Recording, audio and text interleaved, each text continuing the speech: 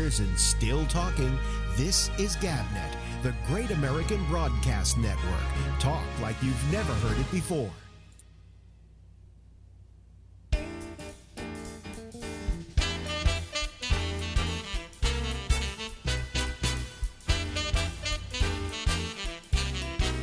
And the guy sings.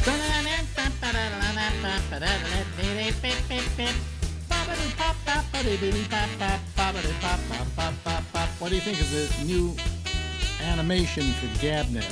I tried it tonight. We'll see how it works. Anyway, we're going to be on until midnight, and the Citizen Panel will join us in just a little bit. But right now we have to go check in with a regular friend that we talk to at least once a week because I like him so much. Ladies and gentlemen, out in San Francisco, it's the, I always like to say musical stylings. Let's see here, the comedy stylings. Let's try that one. Larry Bubbles Brown. Hello, Lawrence. Hello. I remember the guy in the 80s. That was a common introduction for. Remember, they'd always say the comedy stylings. The comedy stylings of Larry Bubbles Brown. Yes. Funny man, Larry Bubbles Brown. TV funny man. Huh?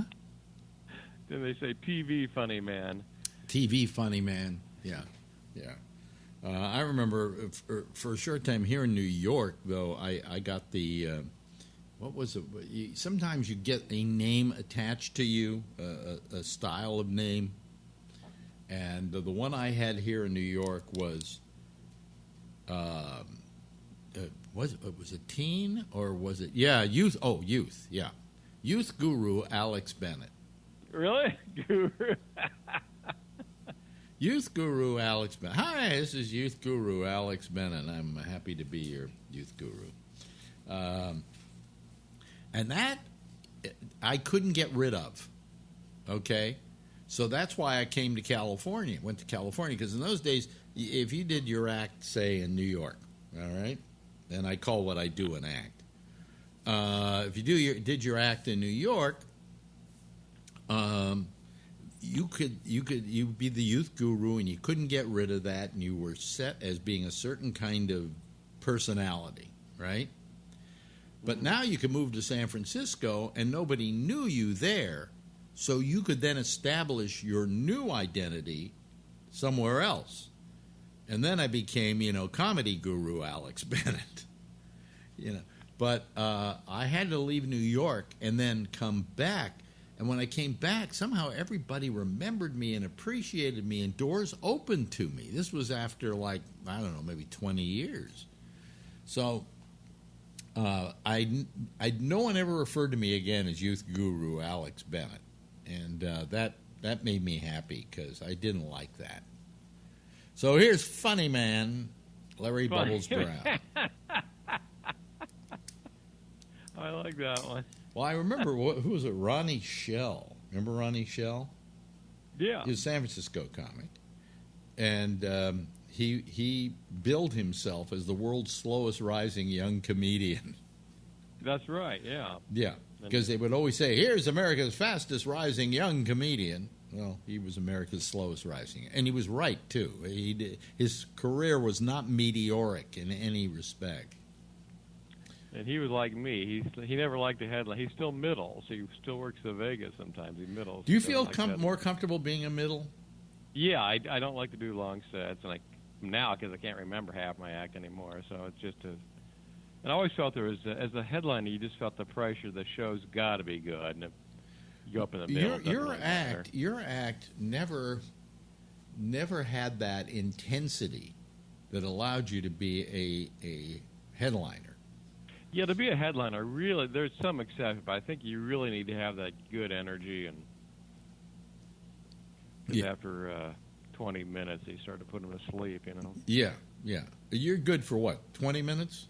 I'm good for 20. In bed and on stage. I mean, maximum 20 minutes, or could you...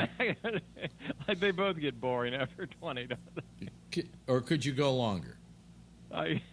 When I was younger, I could. I'm talking about the comedy, okay? I know you can't go longer the other way, but this way, I did an hour 3 times in the 80s, yeah, and just I saw this kid at an open mic last year, and this summed it up perfectly. He said, "Stand-up comedy is kind of rude because you just stand there and talk, and no one else interacts. You just talk. It's very rude."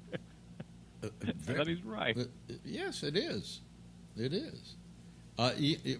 Would you say? Here's what I found when I would get on stage, and that was not all that as frequent as you, but I would get on stage when I hosted my comedy shows and things like that. And I had a perfectly built-in audience for me, so I could just make references that wouldn't be funny anywhere else, but in the context of my audience sitting there, it would make them laugh hard, okay? Mm-hmm. So, I mean, I would have been a lousy comedian anywhere else but with a crowd that accepted me the minute I stepped on stage. All right. And what was the point I was trying to make? So the thing that I found that I enjoyed most is when I made them laugh, especially when I made them laugh hard. It was almost the same feeling I had when I made a woman come. Does that make sense? Yeah, and I can see why. You know why? Because I always enjoyed making a woman come. It was just like, if I didn't make a woman come, I would not have had I was not having a good time. Okay.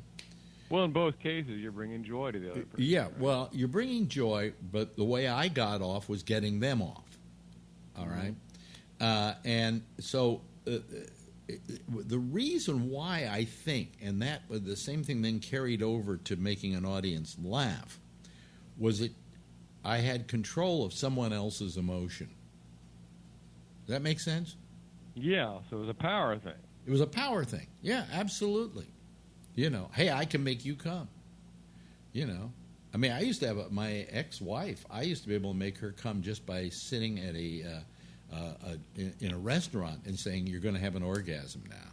Right. Yeah, and I would talk her right into it fast, and she would have it right at the dinner table.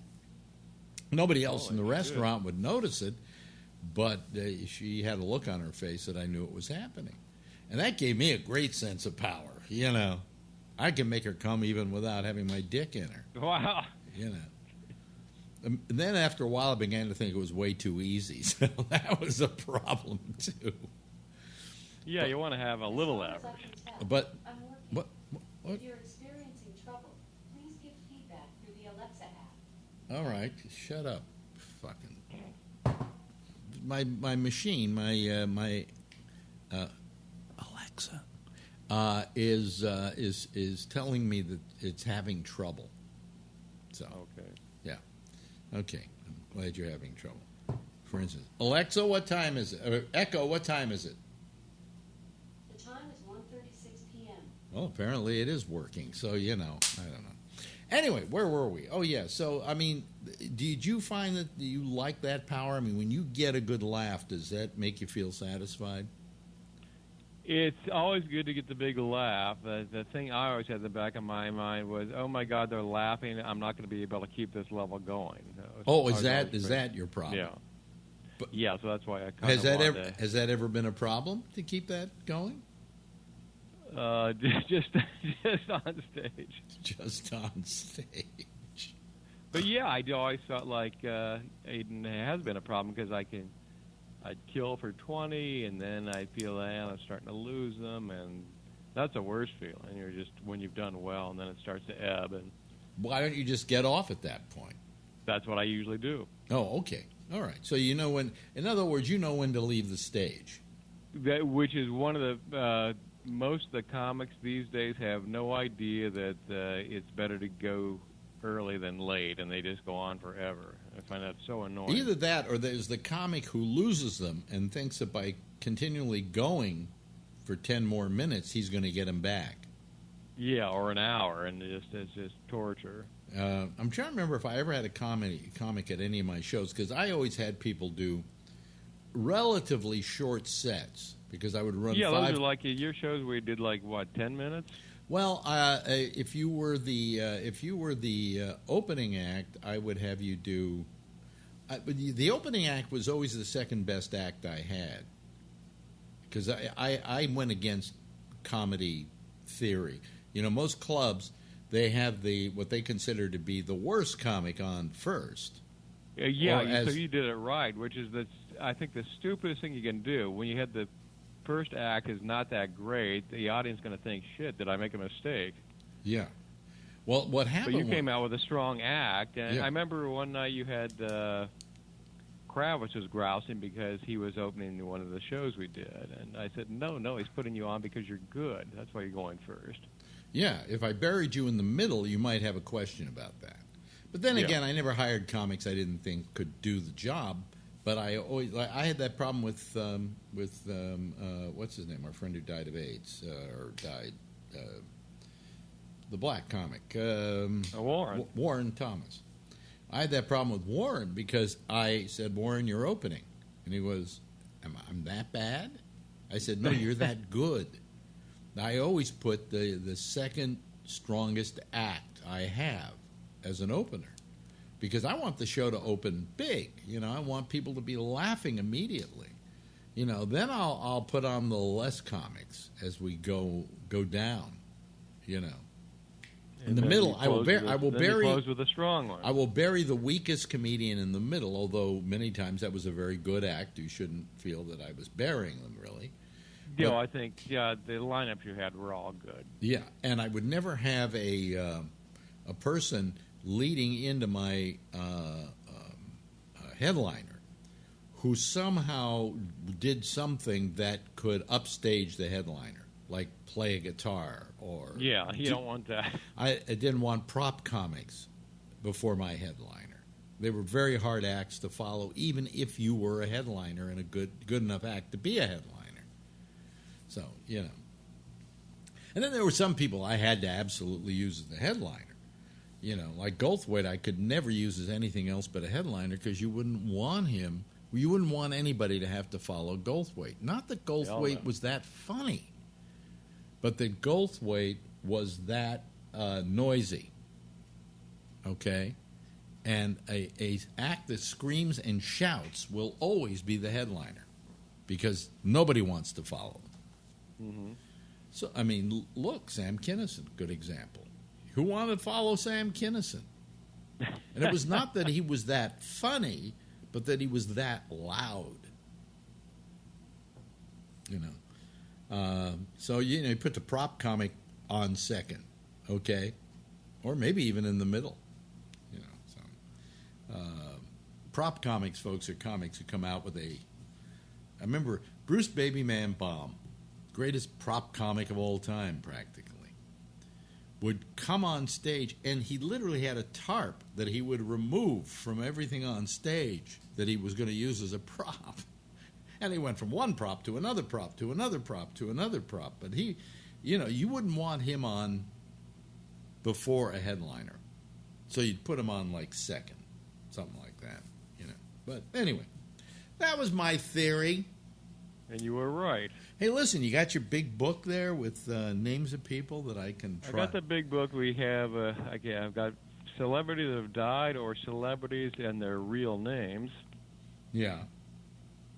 Yeah. Okay, celebrities. Raquel Tejada. Would that be Raquel Welch? That's Raquel Welch. Yeah, because I figured as much because it was like a Spanish name or whatever. And she was, and, you know. I don't know how they suddenly come up with their last name, though. How do you get from Tejada or whatever the name was to Welch, you know? That's, that's really anglicized, that one. Yeah. She's still, God, that was when I was younger. That was a woman we all dreamed of. Yeah, yeah. And she looked good. Maybe she still looks good, but she looked good like she was in her 70s. Yeah. Yeah, but I'll tell you, if I wanted a beautiful woman in those days, in a swimsuit, which is, it wouldn't be Raquel Welch, it would be Ursula Andress. Oh, the best, yeah. Yeah. Just great movie sex. You know. I think that shot of her, it was a Dr. No? Yeah, coming out of the water. It's iconic. My God. It's absolutely iconic. Yeah. Amazing. Yeah. Oh, I had something I put on Facebook. I like horse-faced women, so I want to start a calendar called Horse-Faced Hotties. So I had this is true because I do like and the four I needed 12 names. The ones I like Amanda Peet. Yeah, but but she has a sexy quality about her. Yeah, I mean, I don't mean this demeaning. I think they're gorgeous, but maybe Horseface is not a kind name. But who was it? It was Amanda Peet. There was four more I had. I didn't like. Everyone liked Sarah Jessica Parker, which is not one of my favorites. Not one of my favorites either. No. No. But do you have a favorite Horseface? Oh, jeez, I don't know. I really don't know that I have a favorite horse face. I said Ann Coulter, and everyone flipped out because of her politics. Does she have a horse face? Yeah. Oh, okay. Come on. All right. I mean, do you want to shove oats in her mouth? Is that? It's like to saddle up that little filly. I never knew anybody that said I like women who are horse-faced as a type. You know, but I'm trying to think. Is there any horse-faced women that turned me on? Nah, I've never been into horse faces. I mean, it's not that I would turn a horse face down. Then again, I wouldn't turn anybody down. You know, so. Who else is a horse face? Do you have any others in there? I was trying to think. I had four, and people are sending me their favorites. But pictures of I horses. can't remember them now. Yeah. Mr. Ed had a good horse face. Mr. Ed. And Yeah. speaking of Mr. Ed, I just know Alan Young, who's in the Mr. Ed series. He'll be 100 this year if he's still alive. Really? Alan Young, born November 19th, 1919. And it doesn't say he's dead. No, but this thing's old, so he could be dead. Well, wait a minute. Hold on a second. I'll find out for you any second here. Let me see here. Let me go to IMDb, and then I go up to Alan Young. I think he's dead. I think it was a few years ago. Okay, he's not going to make 100. Let me see here. Alan Young. Here we go. Come on. There we go. Alan Young died 2016. He was made 97. That's 96. Wow. Yeah. Who else did I hear was really old lately? God, I'm trying to remember. You know, we got Kirk Douglas at 103? It's unbelievable, yeah. 103. And I got his real name here too. It was a Jewish name. Iser Danielovich. Danielovich. Okay. All right. Yeah. So, you know, that was the biggest shock to me when I found out years ago that he was Jewish. It just because he looked so Gentile. You know what I'm saying? Does he? Yeah, he looked Gentile, and I never was able to. You know, all of a sudden when I found out he was Jewish, I was amazed. I was just absolutely amazed. So anyway, what other names do you have? I've got Edith Mariner. Edith Mariner. Well, I don't think her name was Edith on stage, and I don't think Mariner was her name on stage. Edith Mariner. Wow. Well, come on. Who is that? Susan Hayward. Oh, well, that would have taken me forever. That would have taken me. Okay, this is a big because star. most people listening to us right now don't even know who Susan Hayward was. Okay, how about Margarita Cancino? Oh, wait a minute. I know that. Oh, God. Very hot. Yeah. Oh, God. I know that. Okay, tell me. I'm going to go. A lot of husbands. Rita Hayworth. Oh, okay. All right. Yep. You'll know this. Paul Rubenfeld. Paul Rubenfeld. Well, that would be Paul Rubens. Pee Wee Herman. Yeah, that'd be Paul Rubens. Oh, they got him. It says Paul Rubenfeld here. No, but what I'm saying, Paul Rubens was Paul Rubenfeld. Okay. Paul Rubens was Pee Wee Herman. Yeah. Yeah. Okay. Let's see. This is Doris von Koppelhoff. That was Doris Day. Correct. Mm-hmm. Yeah. This is a big star, Thomas Mapother, M-A-P-O-T-H-E-R, the fourth. Wow. Tom Cruise? Bingo. Really? Yeah, you nailed it.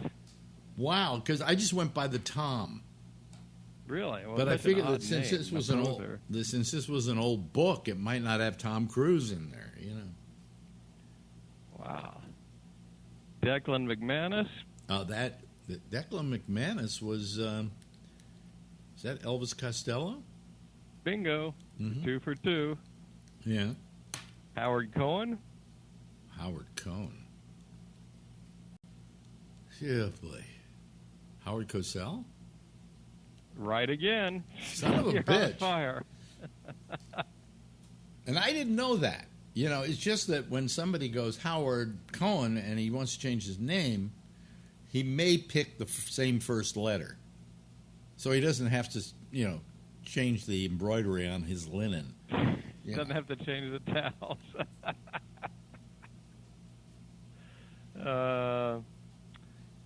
I just saw a movie of this guy that was shot in San Francisco in 1950, Leo Jacoby. Leo Jacoby was Leo Jacoby, wasn't he? Lee J. Cobb. Oh, Lee J. Cobb. So that Oh, he that's it. really played the name there, huh? Yeah. He just took the I off, but he went Lee J. Cobb. Yeah. That's pretty cool. Wow. Now, a lot of people don't know who Lee J. Cobb is.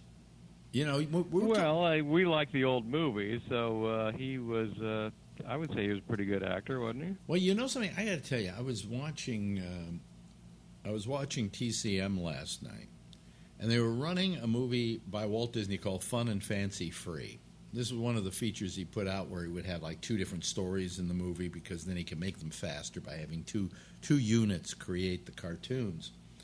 And they had Bongo the Bear, the story of Bongo the Bear. He was a circus bear who somehow winds up in the wild and falls in love with this other female bear.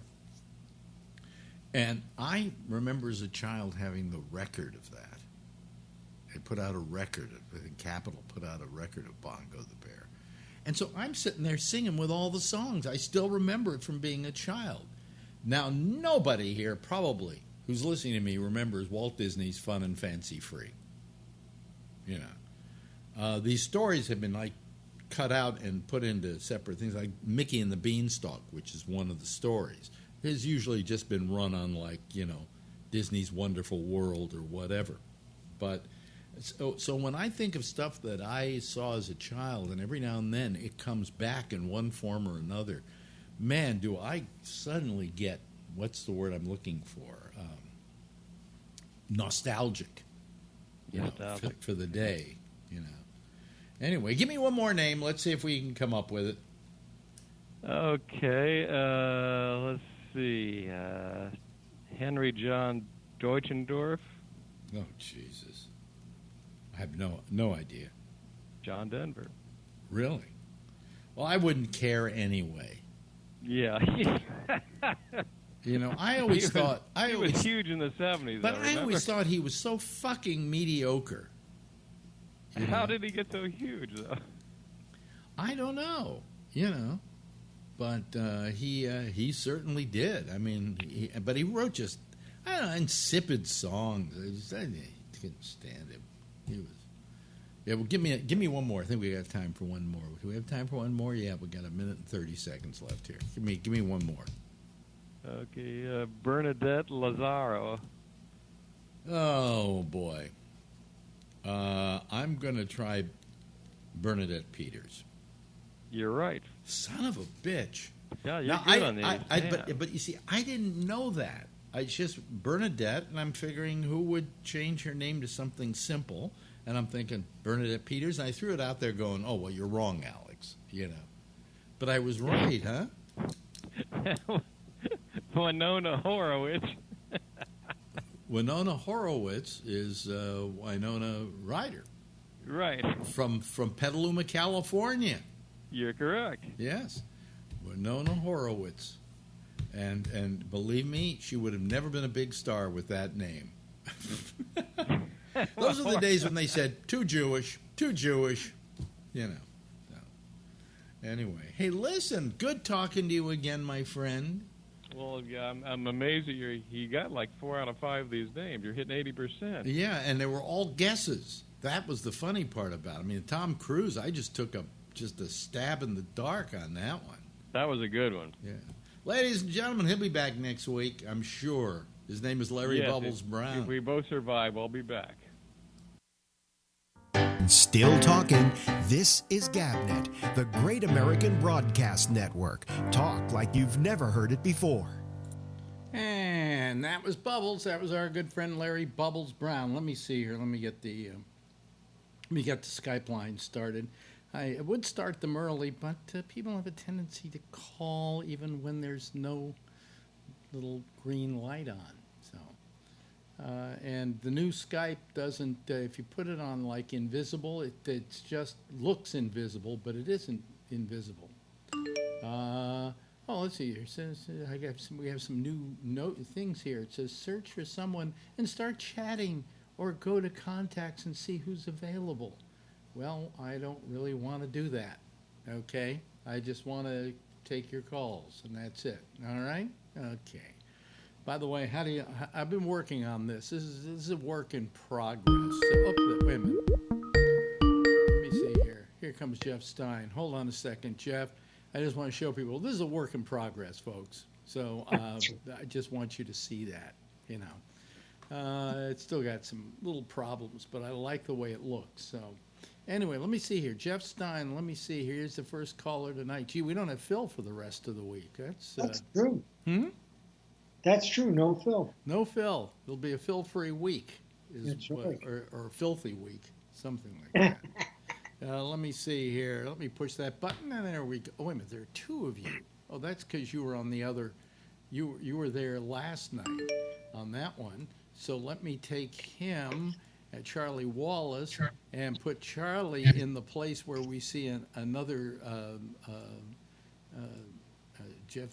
Jeff. Wait a minute. Hold on a second. Jeez almighty, please. Oh, Jesus.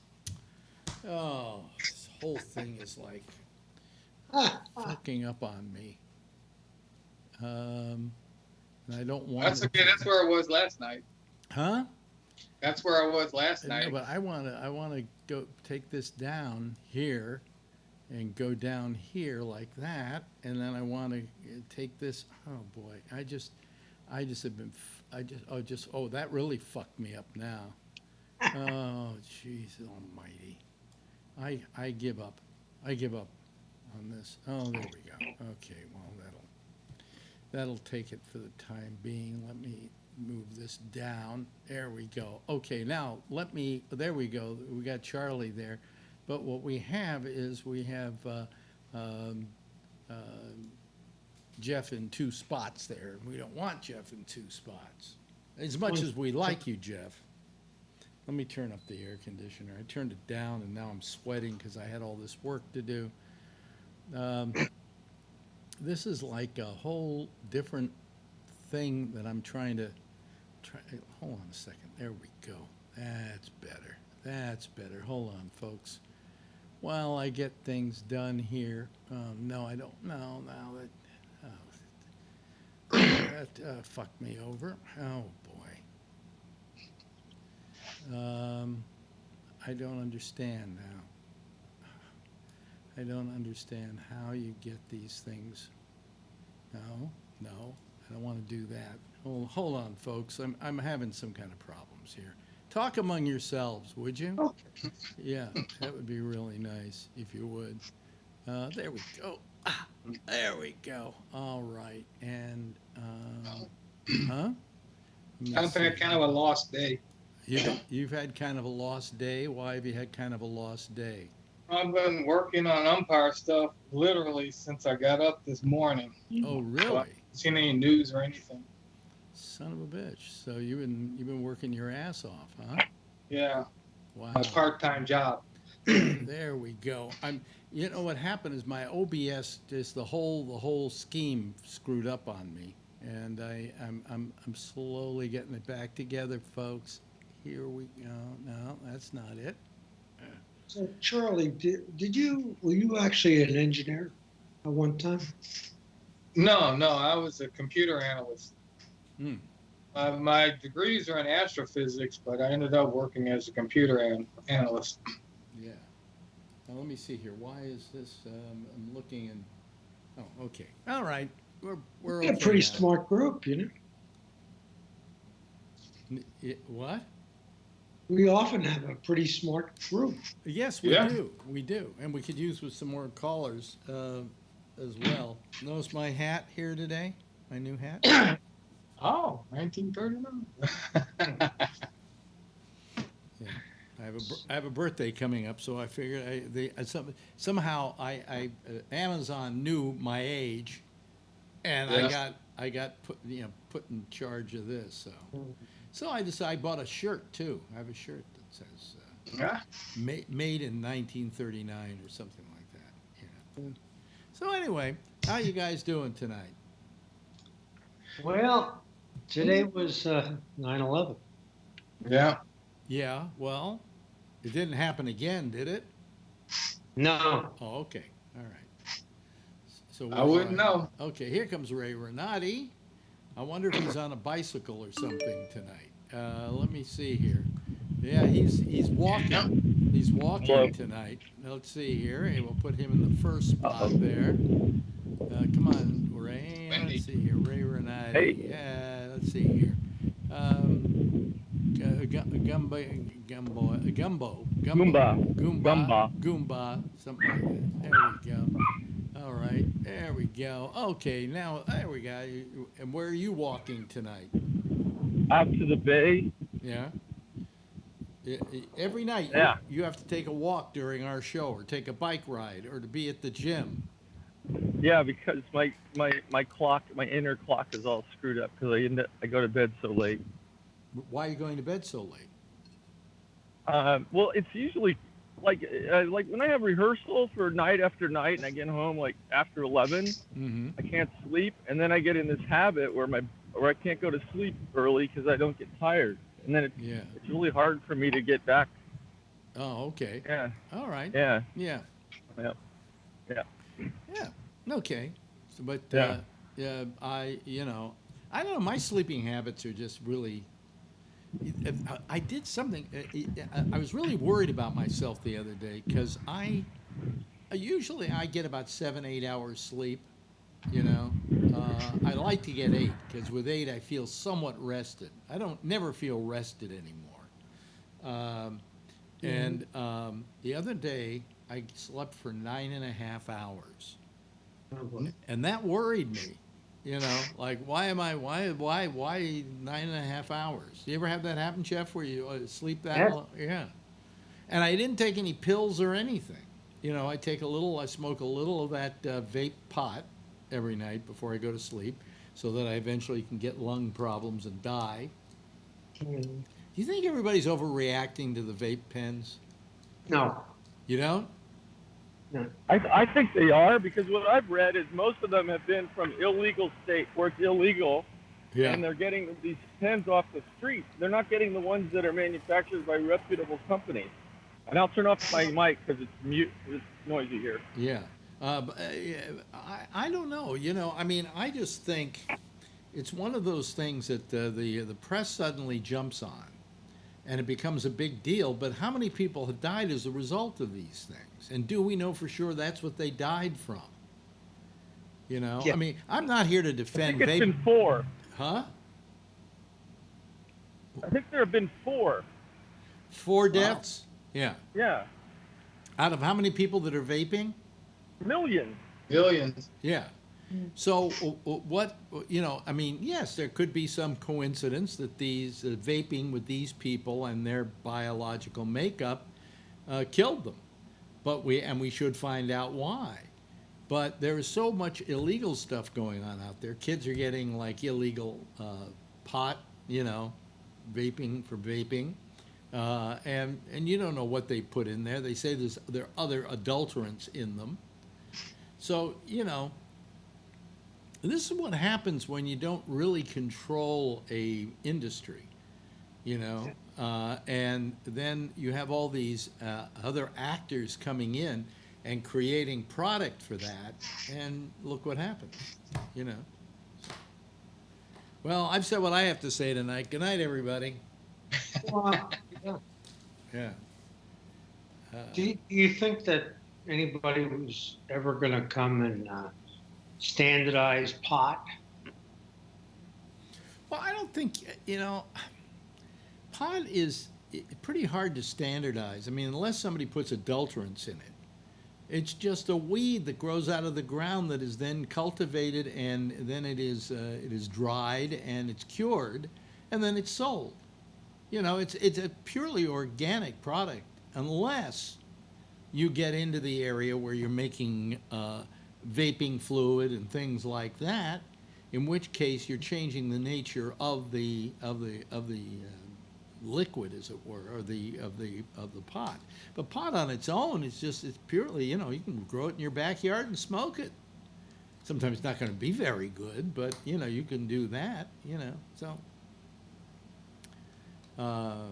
what happened was, with marijuana over the years, you had these people who were really good at cultivating it, and so pot got stronger and stronger and stronger. I mean, I remember when you used to buy Jamaican weed and would have to smoke like a spleef that was this thick in order to get high, And then they started coming out with this California stuff, and eventually pot's pretty strong now, much stronger than it was when I was a boy, and I was using it.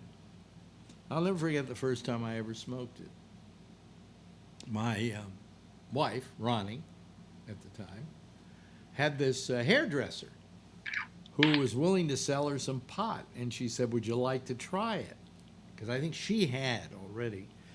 And I said, "Yeah, but I hear that it leads to other things." Oh, God. And she says, that's bullshit, right? So we went out and we got this pot, right? And I smoked it, and I was halfway home, and when you smoke it the first time, you don't really know how to control it. And I had to have her drive me the rest of the way home. I just couldn't.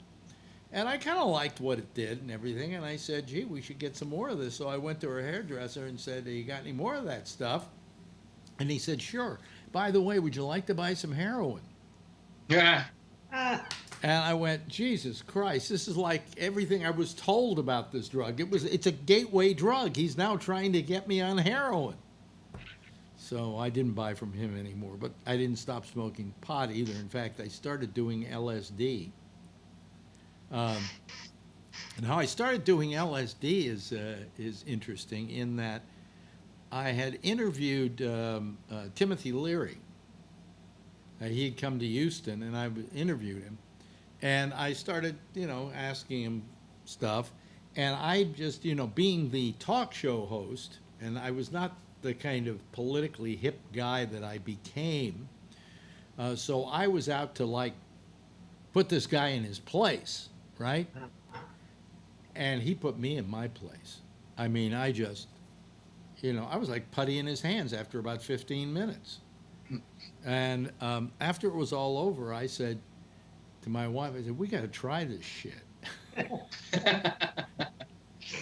So we found some LSD, and we tried it. And I guess I took maybe 10, 15 trips after that, maybe more. I can't remember.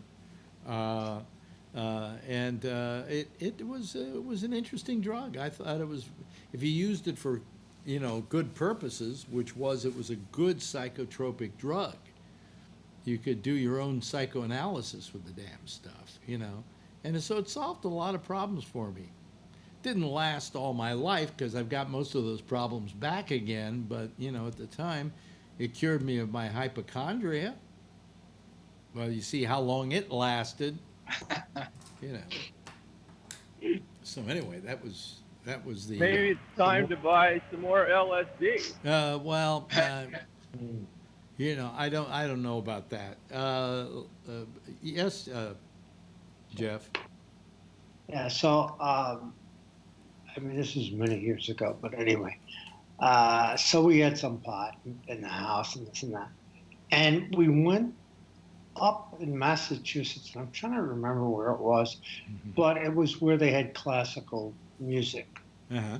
Over the weekend. And we're going with Pam and her parents. Uh-huh.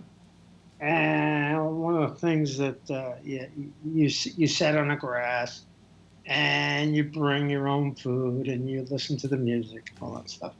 So I kind of decided that would be a good thing if we could improve the salad and, with a little pot. Mm-hmm.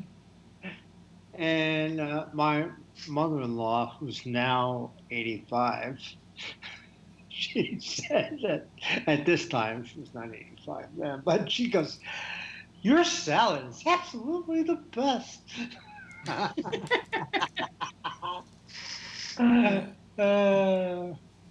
It made a long, boring day a lot more fun. Yeah.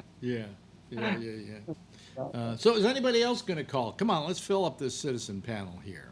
I don't feel like just having 3 people. I like to have about 4 or 5, 6 sometimes. It makes a nice little and yesterday discussion. Yesterday you had a full group.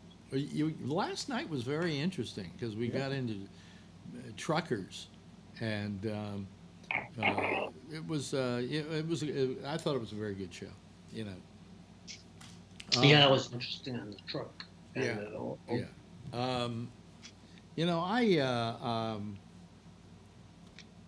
I have nothing to talk about unless you want to get back to the old topic. Yes, Ray. Yeah, just a couple things. One, regarding pot, when I use a vaporize it, I mean regular pot in a vaporizer, it makes me feel really awful. And when I smoke it, it has the effect I'm looking for. And I can't figure out what the hell's going on there. So strange. It's definitely a different chemistry. It changes the chemistry when you vape it, huh? Yeah. Yeah. Well, I for some reason it doesn't agree with me. The smoking it feels good. The vaping, I just feel like crap when I use it. Well, have you tried buying the cartridges? I've done both. I have the cartridges. When I vape the regular marijuana, just like makes me feel lousy. But if I smoke it, I feel good. Well, you see, we have a vape. And we have some cartridges that go in it that are flavored. I have that flavored, and I don't like the flavor. That I find to be a little on the obnoxious side, But the flavor kind of like turns me off, kind of. I don't know how you feel about that. But well, mine is I don't have the flavored ones. I just have regular. It just tastes like regular. Yeah. So anyway, hello Tony. By the way, yeah. I had another thing about the truck driver. I was listening to this when I lost my signal. I kept listening. Mm-hmm. The trucking thing with the tires that blow up. Yeah. About 10 years ago, I have a really good friend. She was an avid motorcyclist. She was passing in Arizona a truck where the tire blew up, and it hit her, and knocked her off the bike. The truck ran over her. It was an 18-wheeler. Jesus. And she was wearing leathers, but she forgot to zip the jacket to the pants, and it pulled the pants off. And not only did she get all kinds of internal organ injuries, but it took all the skin off her legs. And she spent 2 years in the hospital in a burn center. It was horrible. Yeah, they shouldn't use those retreads. Did she sue? I don't know. I bet if she didn't, she was out of her mind. I'm sure she did. I never asked her. No one talked to her about that. They were just glad she was alive, and she had to fight her way back to life. I mean, it was still amazing. Like, It's like having severe burns over almost all your body. Because in a Yeah. very legal way, that's what do you call it? A lot of damages there for causing Yeah, pain and suffering. yeah. It aged her like crazy. I mean, she looks so much older than she did before it happened. Wow. But she's fine now. But What it was it? many years. Was it a regular bicycle or was it a motorcycle? Motorcycle. Yeah, yeah. But it could have been a bicycle. I mean, good thing it was a motorcycle in a way because she did have some protection on. Yeah. I think a bicycle would have done her in. But yeah. Yeah. Yeah. Just anyway, I'm against retreads. Yeah. Well, is there any law against retreads? I don't know. Maybe it depends on. Maybe it's different from state to state. I don't know. Because if you ever drove across the United States, the most constant thing you see on the road are pieces of tire. Yes. Yeah, sure. But I have to say, in California, maybe they changed the law because in California, I haven't seen them in a long time, and I used to see them all the time. So maybe in California they're not legal anymore. Maybe they don't. Do they allow retreads in California? Maybe not. That could well be, because I mean, there's, But when you're talking about a truck, you're talking about these tires, which how much do they weigh for crying out loud? Yeah. And if one of those things blow, and then the thing's a retread, and it slaps off like it did with your friend, look at what it did to her. 2 years in the hospital. Yeah. Yeah. Wow. All kinds of surgery, skin grafts, on and on. Yeah. Yeah. Alex, did you drive from California to Florida? What? No. Did you drive from California to Florida? Yeah. Yeah. Turn your mic off there, Ray, when you're not talking. Yeah. Okay. I'm sorry. Yeah. All right. Yeah. I drove from. We drove from California to Florida, and it was a nice trip. The best part was New Orleans. Had some good eating there. There's a great story on that. We pull into New Orleans, and my then girlfriend, Xanthi, says, we really got to go to like Paul Prudhomme's restaurant, which was called Chez Paul. And they had a lunch there upstairs where you could buy food for lunch, and it was cheaper than if you bought the dinner. Oh, look at that fucking sunset there. Oh, boy, do I. There you go. California sunset. Yep. Mm-hmm. Anyway, so we go to Chez Paul, and they have lunch, and the lunch is kind of cheaper than the dinner. The dinner you couldn't get into for months. I mean, it had a waiting list a mile long, but you could go upstairs during the day. And so we're there, and we're eating, and the food's great, and, we're eating the jambalaya, and we're eating the étouffée, and all this kind of crap. And my girlfriend says to me, I wonder if if Paul Prudhomme is here. I said, come on. He's so well known that I don't think he's probably been here for, years. Maybe he steps in the place every now and then. And so she says, yeah, I guess. And then we're starting to get ready to leave, and she says to the waitress, by the way, do you have any like menus that I can take with me as kind of a souvenir? And she says, sure. We have a menu you can use. Let me see here. I don't see any of these other people. Here's Hog Rider. Well, there's Hog Rider. He's already there, but I don't see where Michael is. Oh, here it is. Here he is. There we go. Do I have my camera on? What? There we go. Yeah, you have your camera on. Okay. So we got to go to 6 for you because full moon. Kevin automatically signed in. There's Mike. Okay. Anyway, so she says to the woman, to the waitress, can I have a menu, kind of as a souvenir of the place? She says, fine. She said, would you like to have the chef sign it for you? And she said, sure. And she said, well, he's downstairs and there's a trailer downstairs and he's in the trailer. So I figure, it's got to be the chef, the guy who cooks in the place, because Prudhomme is never there, right? We go down to this trailer, which is in the basement of Chez Paul's, walking, and there is Paul Prudhomme, I swear to you, mixing up spices. Holy moly, the owner. Yeah, yeah.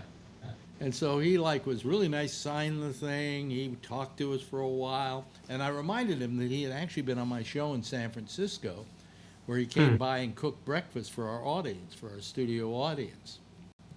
But he was there. And when we walked out, she looked at me and went, yeah, like he never comes in the place. So it was fun. It was really fun.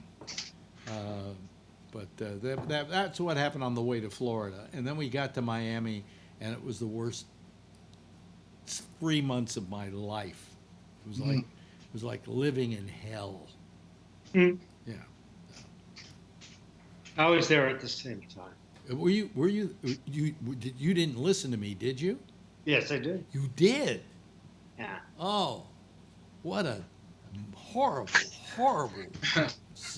situation. Was the show any good? I don't remember. The show is fine, but you were pissed off at that. And the guy who was, I don't know, what do you want to call it? He was running the show or whatever. He was a prick. What? Oh, you mean the guy, the other talk show host? Yeah. Yeah. But he kind of had this attitude like he ran the whole place. Well, he did. This was what was his name? I can't remember his name now. I'm bad with names, but he was literally the biggest radio personality in Miami. In fact, when I left, he got a contract to go to another radio station for $1 million a year. And this guy just hated me, and I don't know why, because I saved his life.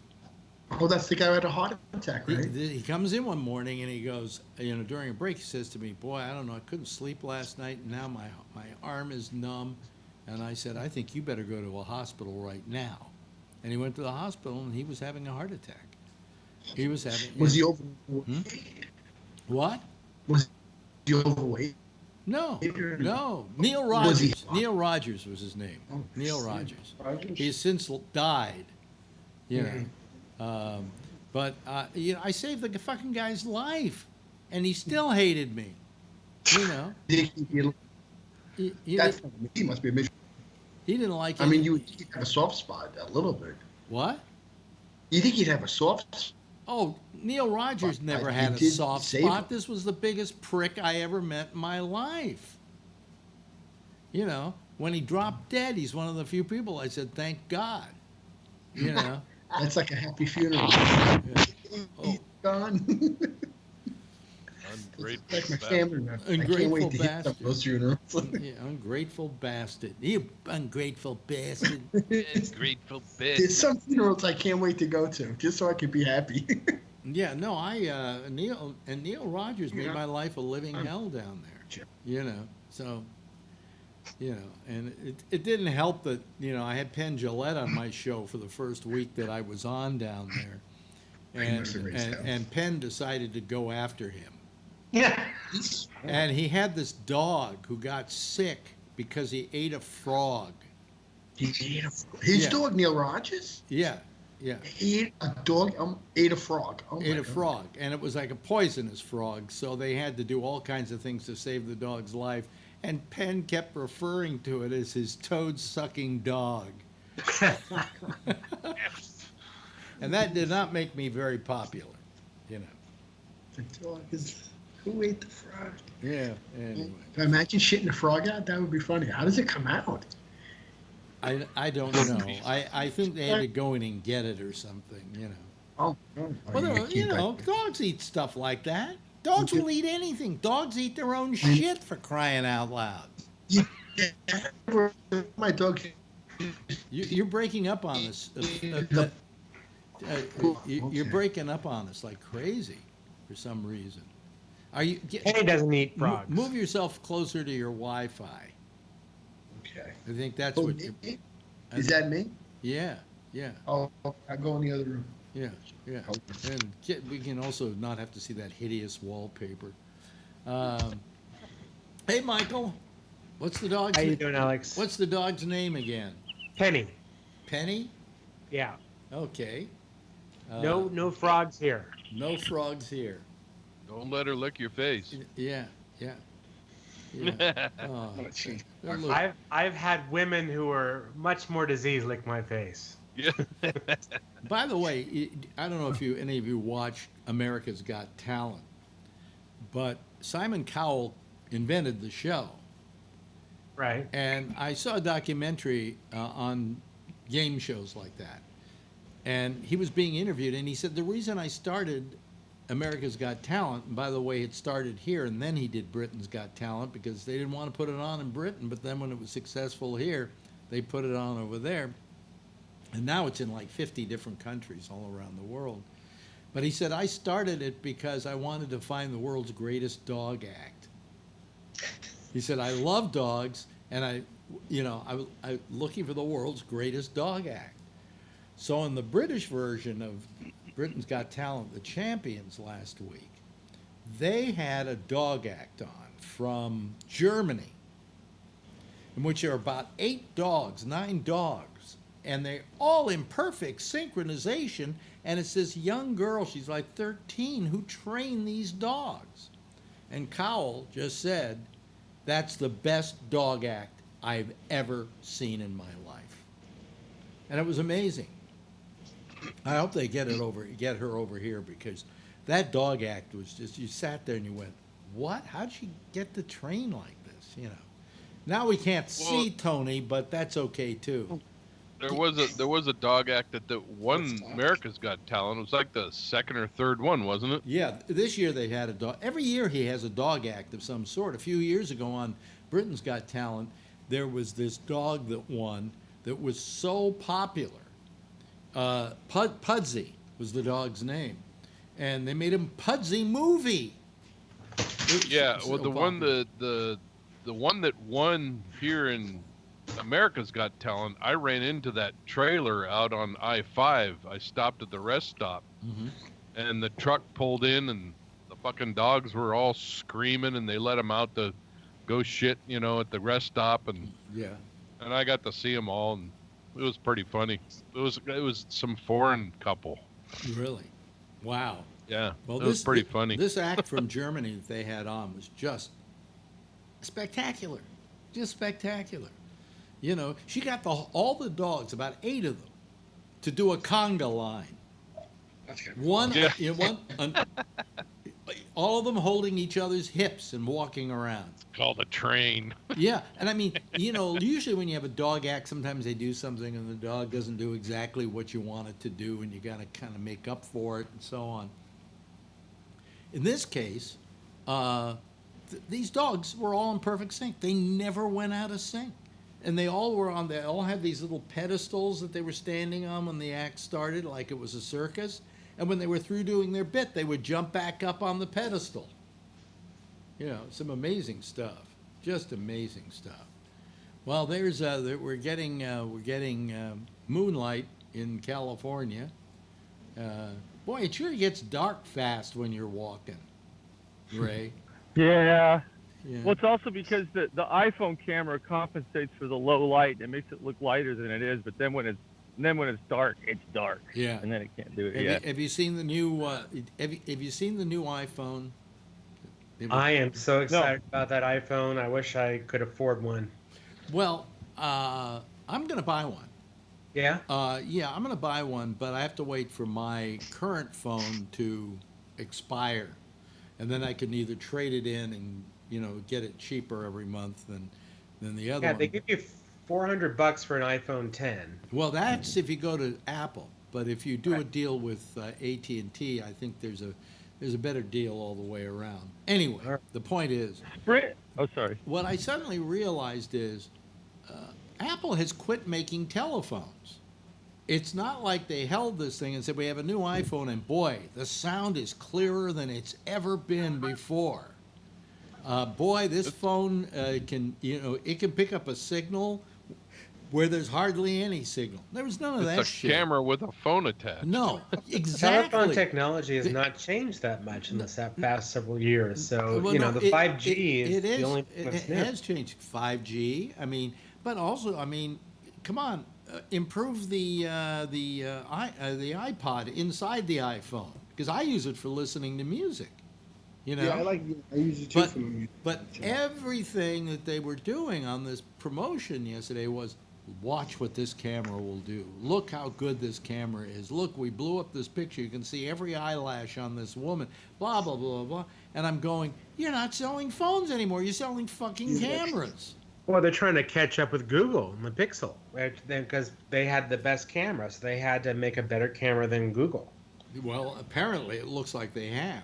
They have in the mid-range iPhone, they have 3 lenses, and so you have a well, that's the higher range. Yeah, you have but you have a really wide-angle lens, which I love, and then a wide-angle, and then a what do you call it?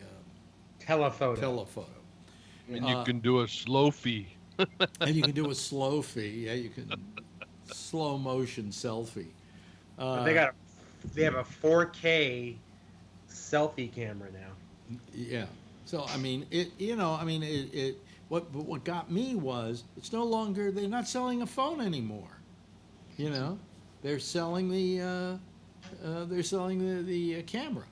And I was thinking about it, and if you buy this top of the line, this middle line one, I think it's something like $900 or something like that, if I'm not mistaken. Maybe it's less. There's $699, $999, and $1,000, I think. $1,099. $1,099, yeah. Yeah. And I don't want that one. It's too big. But I was thinking about it, and a few years back, I bought Marjorie a Nikon that doesn't have the resolution this does, and I paid $1,200 for it, $1,300 for it. So really, they're throwing a lot of stuff in there, Yeah, but it's kind of a joke to say it's official cinematic, or that demo they did when they hired these professional cinematographers. They had $100,000 budget for the lighting, for the crew. Right. It's just to capture the image is not the hard part. Right. Yeah. So Apple will then start selling lighting and chroma keys. And do you have your hand up, Ray, or is it Ray? I do, Yeah. because I wanted to. My cousin is shooting this low budget film, and so I have a better phone than him, because that's all we could use, and I used my iPhone in the highest capacity. What is that? 4K. 4K at 60 frames per minute, and I put an external mic, and three of the clips were fine when I had the mic set up for in one way, and when I set up the mic another way, all I did was turn the thing and make it 120 degrees. All the clips were completely out of sync by 30 seconds.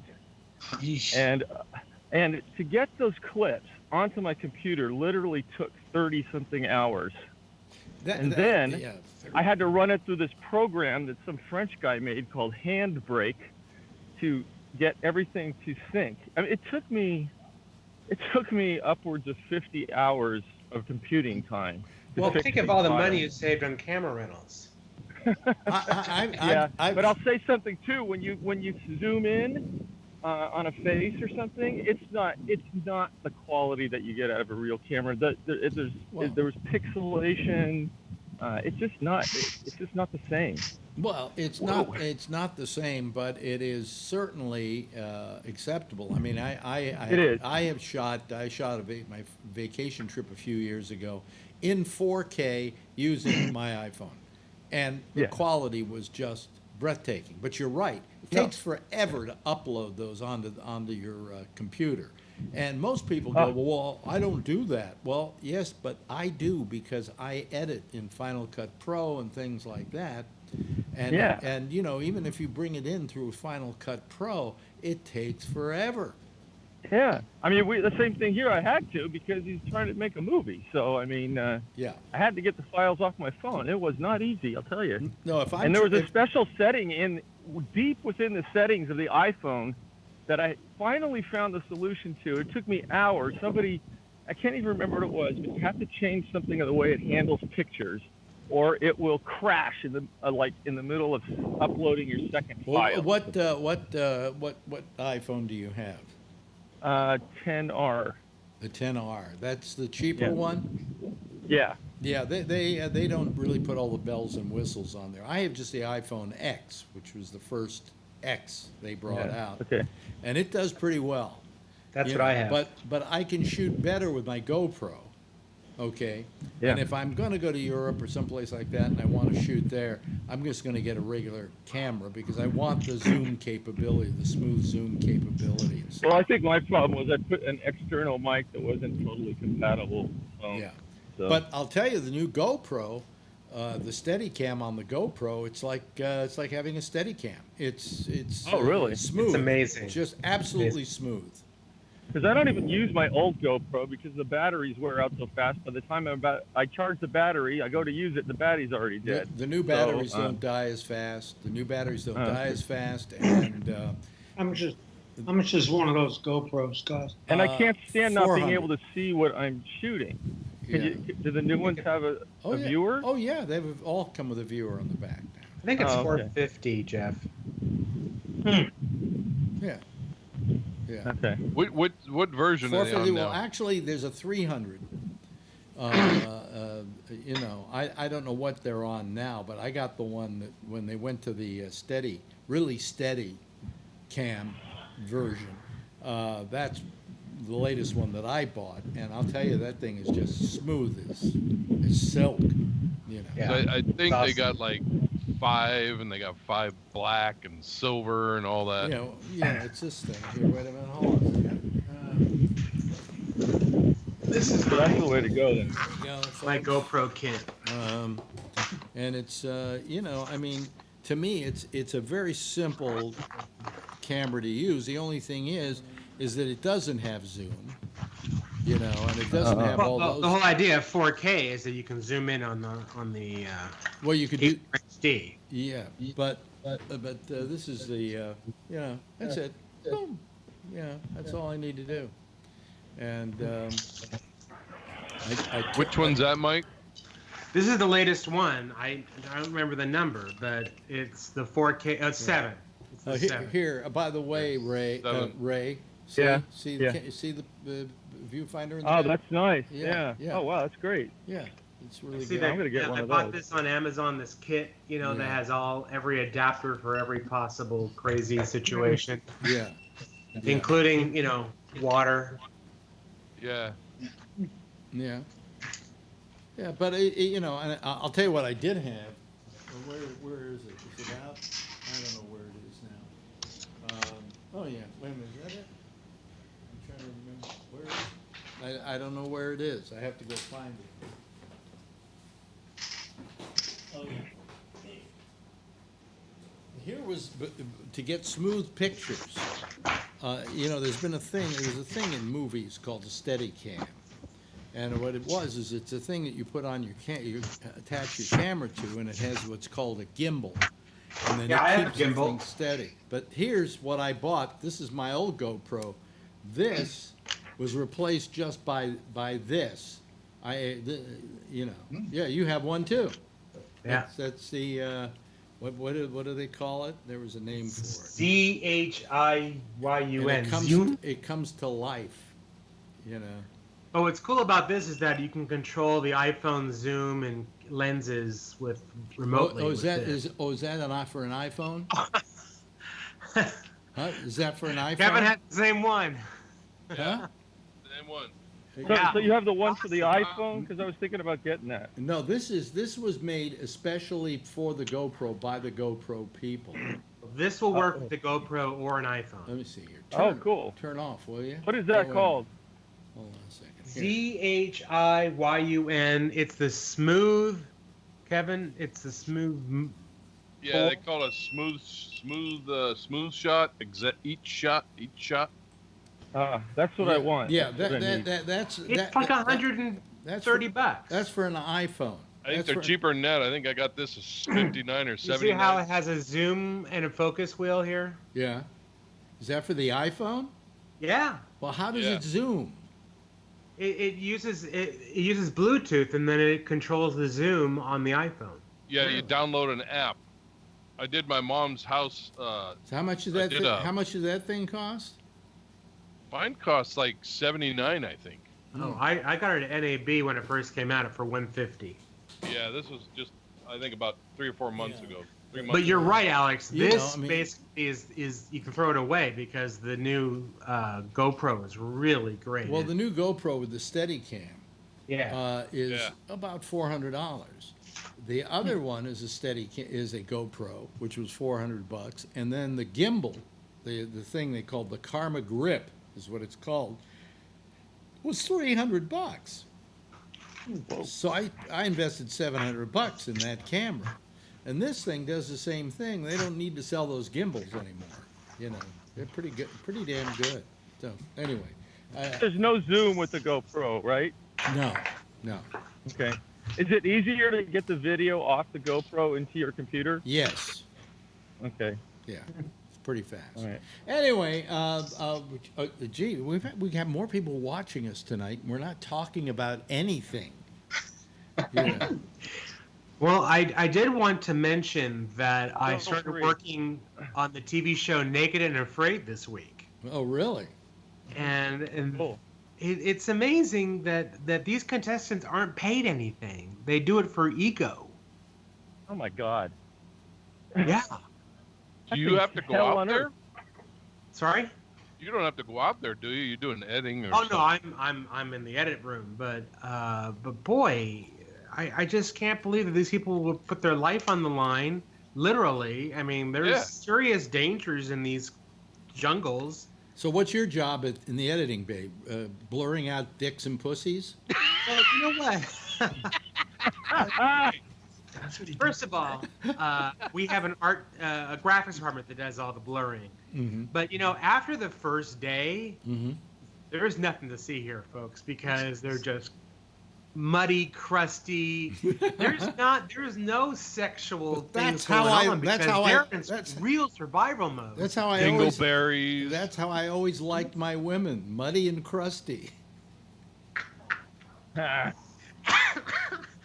But there's dingleberries and everything. After the first day, like the first day when they take off their clothes, like, oh, she's cute. But then after a while, when she hasn't eaten and she's angry and she's got jungle bugs jumping off her and shit. Do you get sick? Do they ever call them sick a lot, the actors, or no? They're not actors. Oh, they're not? No. You can't call it. Aren't you familiar with this show, Tony? Oh, you innocent child, you. It's like a Survivor, but you're naked. Yeah, it's a naked Survivor. That's a good way of describing it. Yeah, but they're not given water or food. They're allowed to bring 2 items with them. So it could be a knife or a mosquito net. They're given a flint to start a fire. They're given a pot to boil water, and that's it. I thought you were going to tell me they're given a pot to piss in. They drop them with a helicopter and say, "See ya." He's no DoorDash. Wait, but here's the thing. Box of condoms from him. Here's the thing I found so ridiculous about Survivor, which wasn't a bad show, and this thing and whatever, is we're going to drop these people in the jungle, and they're going to have to live on their own, and blah, blah, blah, blah. But you got a camera crew with them. Yeah, exactly. They must be. You want to talk about camera crew isn't offering anything. It's 2 cameras, a sound person, and a producer, and they don't offer anything. I'm sure they don't. I'm sure they don't offer anything. But if a real tragedy or something were to occur, I'm sure they would come to the rescue. Oh, absolutely. They have walkie-talkies as well to call for an emergency. Yeah. But they're in real danger. I mean, there's real alligators, real elephants, real tigers in the area. poisonous bugs. And My all that feeling shit. is, why would you want to terrify these animals with these naked people? Right? Some of them are pretty ugly too. Yeah. In one episode, I saw a naked guy slay a pig. It was so bizarre. You know, and it's cool how they'll strip the skin off of some animal and use leather to make shoes, and Yeah.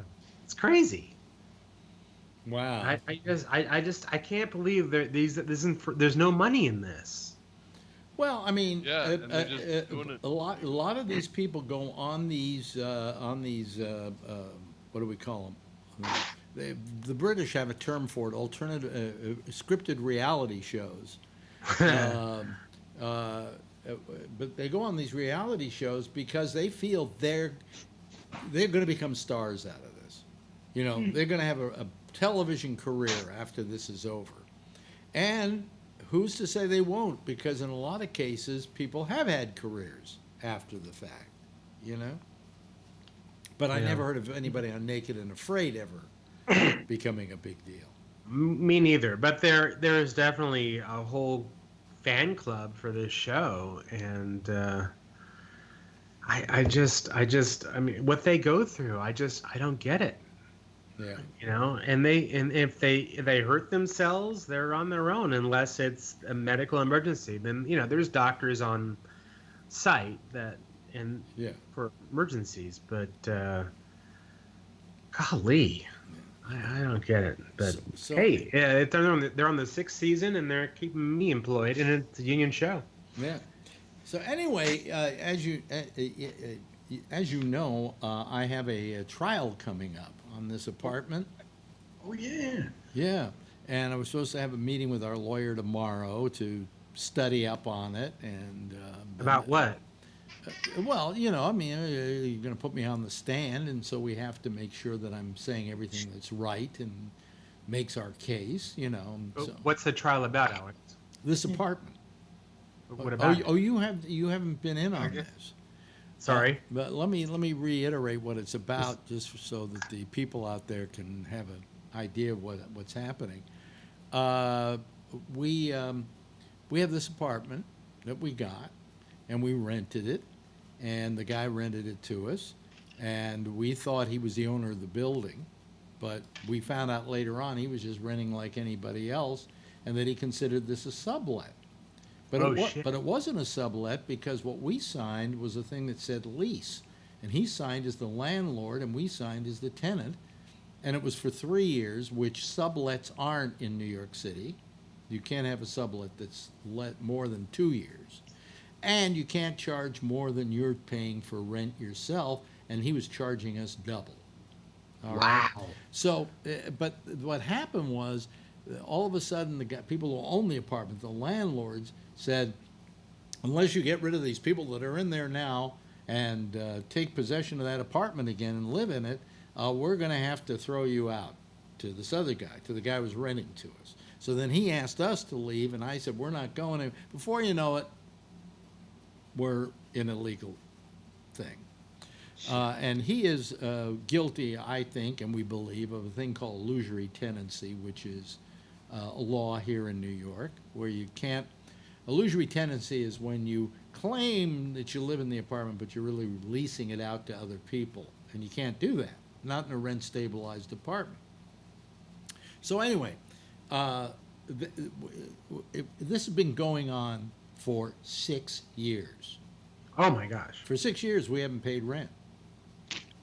You know, you would think they would be wanting to get over this really fast, but no. No such thing, you know. So we we are in the midst of this whole mess, really. So we're having this trial coming up, and it was supposed to come up on when was it? 2 weeks from tomorrow, from I think last Monday, So the trial is not with the building owner, but it's with this landlord. No, the building owner and us are being sued by the guy who was renting the apartment. Well, that takes balls. Well, he's suing us because we stopped paying him rent. You know, he wants us out of the apartment, but he can't get us out. Look, we have such a perfect case. It's ridiculous. Okay, it's the two of them fighting with each other, really, and it's like, okay, mom and dad, when you decide what's happening here, let us know where the kids are going to go. You know, and we get a call. We get. I guess. What? Place in New York. What? It's a beautiful place. Yeah. In Manhattan. Yeah, yeah. And so we're supposed to go to court. Well, turns out that the guy who is representing the guy who was the supposed owner of the apartment, okay, his mother's having a heart operation on the day the trial starts, so they have to postpone it again. When? Till December. And I'm going, you know, will this never end? You know, fuck off. Leave me alone. I have no need for any of this. You know? So it's really weird. It's really strange. And it just goes on and on and on and on. And it never stops. What the hell? So you'll be hearing more about this for a while. We're just waiting for a resolution to the whole thing. So are you putting aside money for rent just in case you have to pay it all? No. My lawyer said, I said, should we put money in escrow? And he said, why? He said, you don't owe anybody anything. You didn't sign a lease with the apartment, with the people who own the apartment. That's great. You know, I mean, eventually we might have to pay something, but we'll get a lot of money out of this thing. Have you tried talking to the owner about creating a lease? Well, they have said in the past, in this whole argument with our lawyers, hey, you know, we'd love to have a lease in their name, and we'd love to have them as a, you know, but they see what. Here's what they don't want to do. Okay, New York landlords are all sleazy fuckers. You know, I think you can appreciate this, right, Jeff? They're all really sleazy motherfuckers. And one of the things is, the apartment I'm in is maybe if they could get it out of being rent stabilized, and if they could get us out, they could get probably the best rent of any apartment in this whole building, because we have the best view. Huh. Okay. There are two other apartments on either side of us that also have the same view, but there's just something about ours that's just very expansive. And so they would love to get us out of here. They said, oh, well, we'll be happy to like find them another apartment in the building. And our answer was, go fuck yourself, you know. And plus, you know, we're in this apartment, and the law reads that if a person is an illusory tenant and he tries to sublet to somebody, number one, he has to pay the difference between what he was paying and what they were paying. And the difference is, in our case, about $2,000 a month for 32 months. And then there's a thing called treble damages. Okay? So you take that $64,000 and you treble it. Okay? So it starts becoming a lot of money. And so, you know, we might make some kind of restitution to the apartment owners once this is settled. But you know what's going to happen? The landlord, I think, is going to lose this case. Really, he's going to lose it. He's going to lose it against the guy who was renting the apartment. The guy who's renting the apartment is going to lose his case against us. Okay? So if the landlord doesn't win this case, he'll go for appeal. And an appeal can take 2 years, and that's more lawyer fees, and that's, you know, more free rent. Yeah, you say free rent. It's really not free rent. So far, we put out $55,000, almost $60,000 in legal fees. Oh, Jesus. Okay, so you take that over the 6 years, and we're paying about $1,000 a month rent. Now, here comes the best part, though. Our lawyer says, well, here's what happens. It's a rent-stabilized apartment. In 2003, when this guy first rented this apartment, they didn't register it. And they didn't register it for something like 7 or 8 years, until about 2001, when they then tried to say that the going rate for the apartment was $2,200 a month. But the fact was that they didn't register it each and every year, so the clock stopped ticking in 2003 when the rent was $500. So my registering means what? What?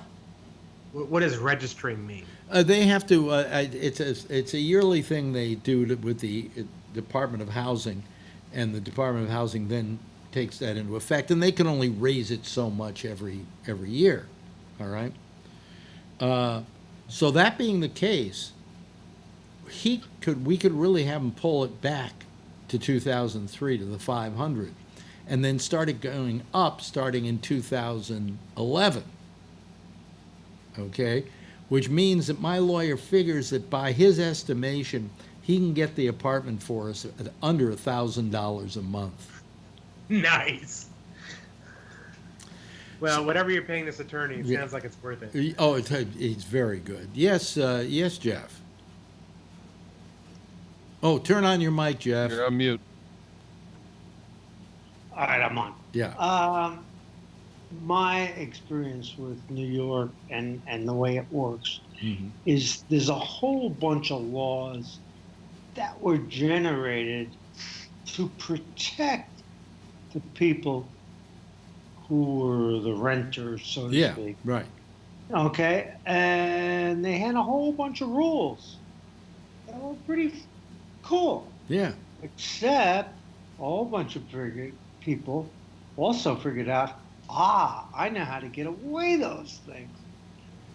Well, and that's what goes on in New York every day. Well, what they do is they try. I'll get to you in a second, Ray. They try their best to circumvent any laws that exist. Okay, and your job is to make sure they don't. And what they're feeling is okay. So we break the law here, and we break the law everywhere else. But if they only catch us doing this, then we've made all the money off the other stuff. I mean, it's the cost of doing business concept, you know.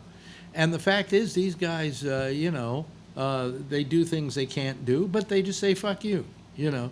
You got to remember the guys who have owned this apartment house were slumlords, and they suddenly found out they don't have a building that's a slum anymore. And they still treat it like it is a slum building. Yeah. And the people in it, they treat like they're slum tenants.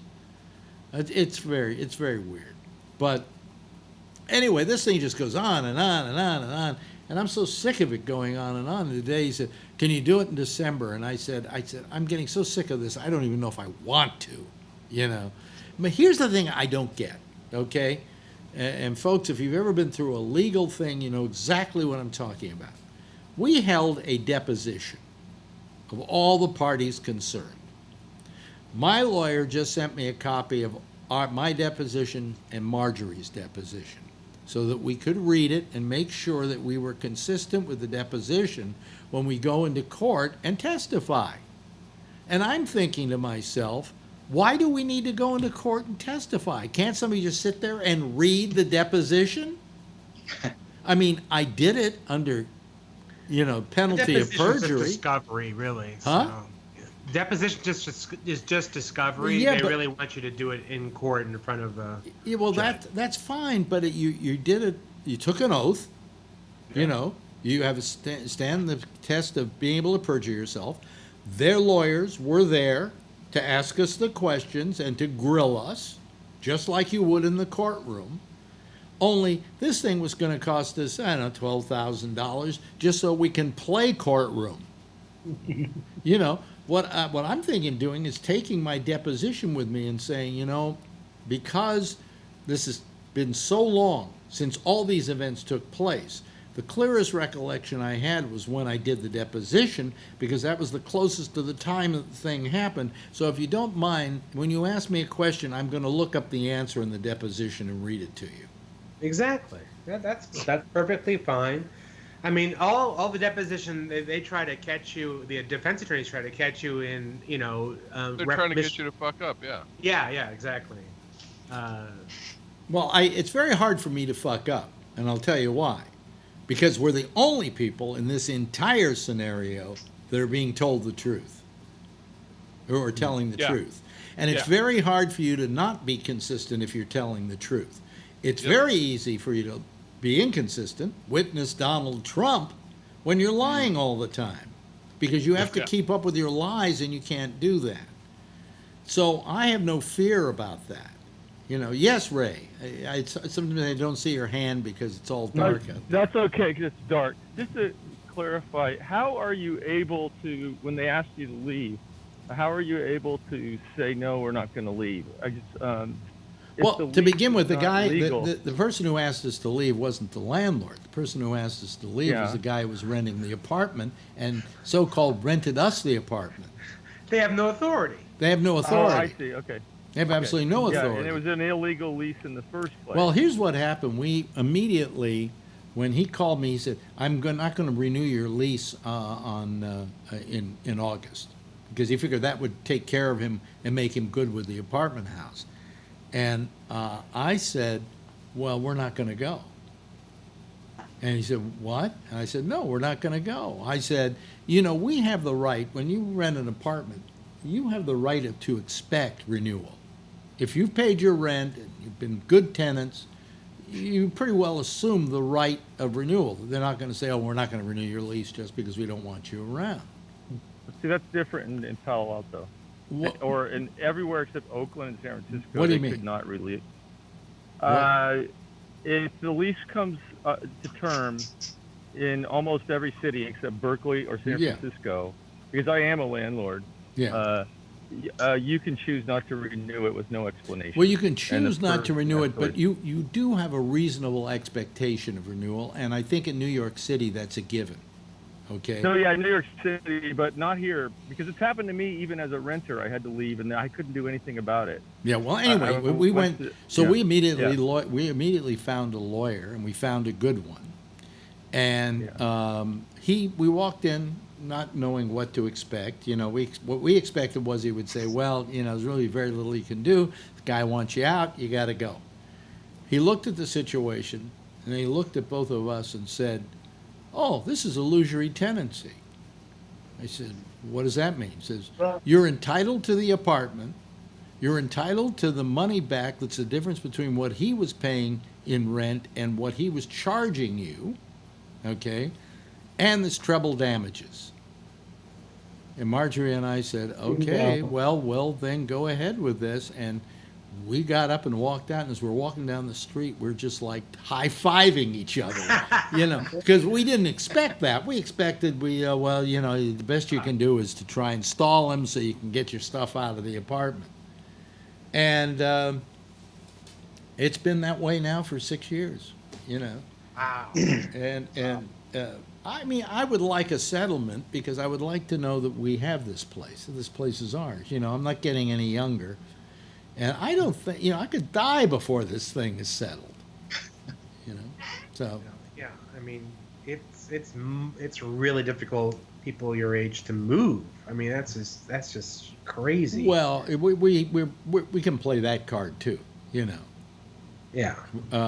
But if you are completely aware of the case, you would see that really in fact, there was a judge, one of the judges they went before, not the one that's going to be presiding over the trial, but the judge who was with them when we were in arbitration, said there's only one innocent party here, and that's Mr.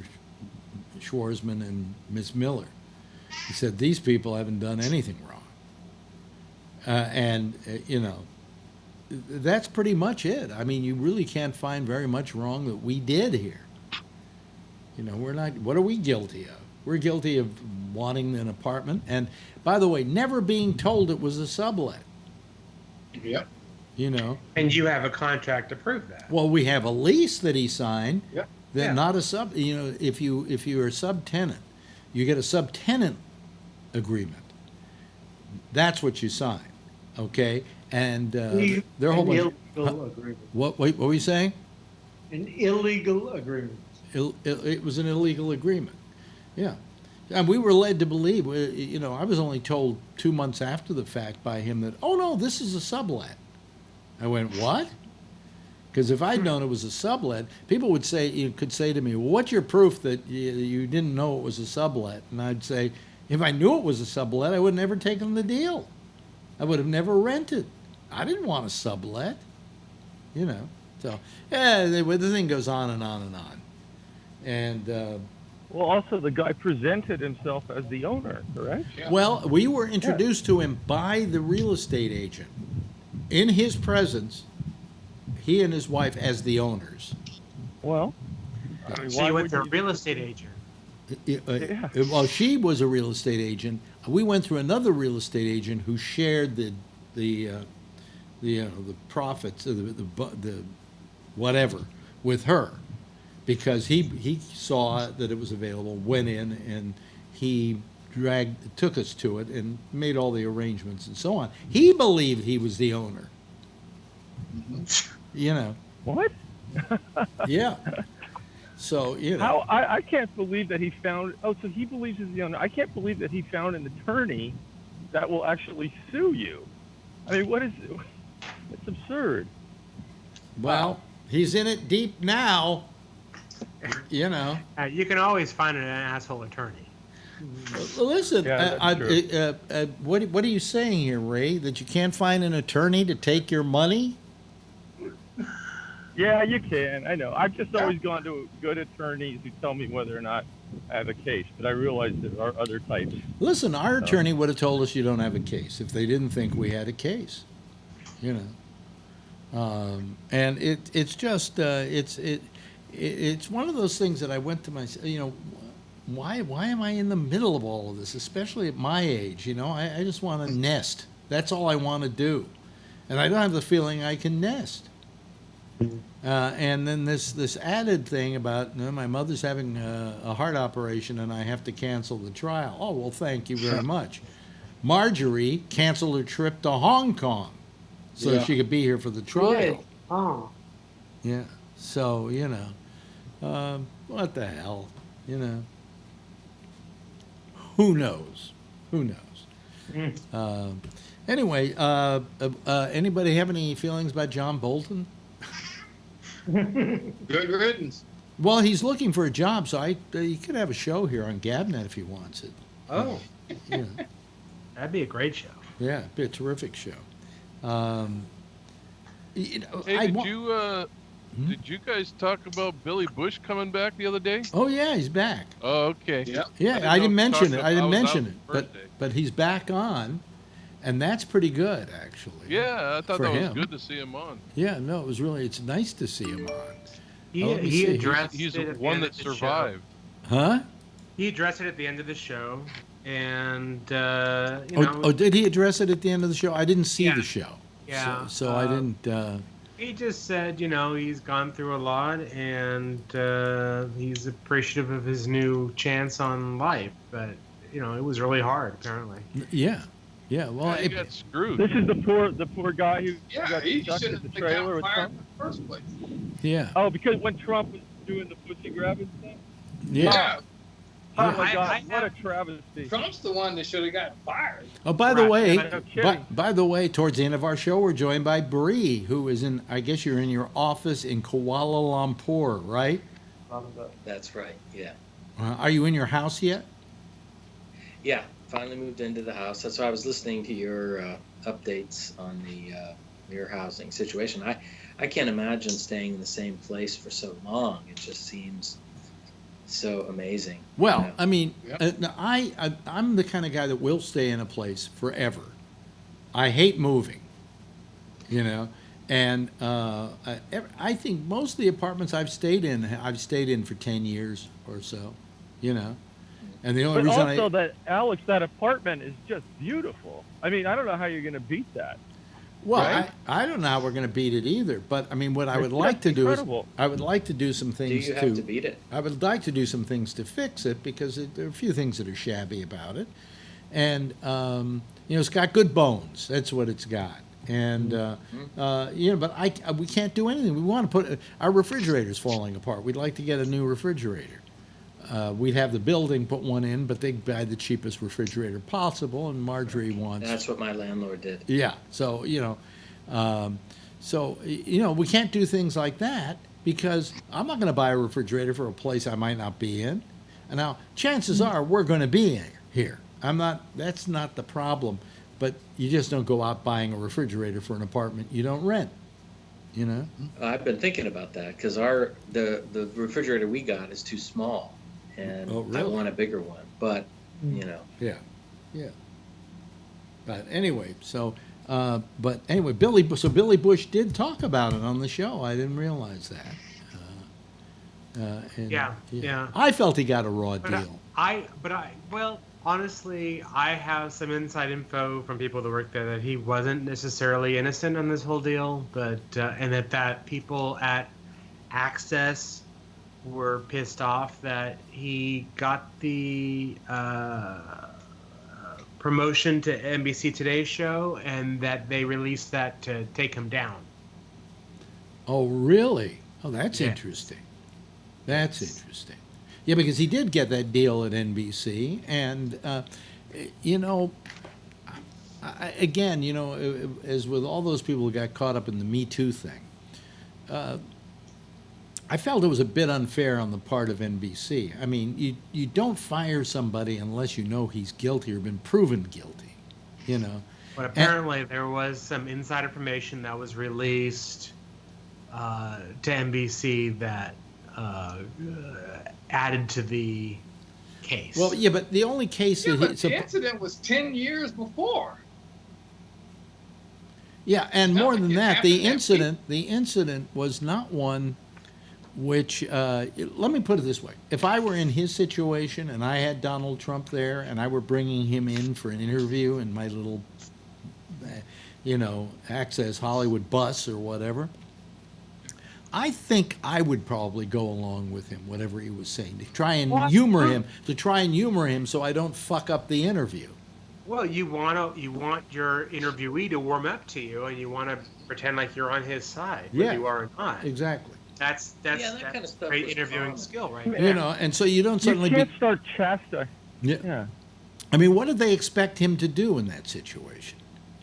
Yeah. All he did was he laughed at what he was saying, but he just, I don't think he was egging him on particularly. Trump was behaving badly because Trump behaves badly. But also, Trump was talking about Nancy O'Dell. That was the girl he was talking about. And so, being that Nancy was his co-host, there was extra blame there. Well, who was what were they referring to when he got into the discussion about if you can grab him by the pussy if you want to? That was Nancy. He was talking about Nancy O'Dell grabbing by the pussy. Yeah, and if he had been on Howard Stern's show, nobody would bat an eyelid. In fact, he would have said, "Can you demonstrate, please?" Yeah. What? But we've all been in this situation. Yeah, I mean, you're trying to keep somebody in good humor. They start saying something that you don't agree with, that makes you nervous. So you laugh about it. You go along with it just because you don't want to create conflict. I mean, no matter who he's talking about, what's he supposed to do? Well, you don't want to be in that trailer with Donald Trump and start chastising him before an interview. That would be absurd. Well, also, you have to remember the time in which it was happening, which was about 10 years prior. There was a different sensibility as well, I mean, all my life, if I felt that I was in a situation where I could do it and somebody acted like that, I would mention to them that that's not right for you to say, okay? You really shouldn't say things like that. But I'm not everybody. And I don't know that if I had somebody famous who I was about to interview and I had to keep him happy, that I wouldn't just kind of like go along with what he was saying in order to get him down in the seat and start interviewing him, Then I might say something like, you told me during the warm-up here that you would grab a woman by their pussy. What did you mean by that? You know, but Alex, if it was talking about Lori, yeah. Wouldn't you be more defensive?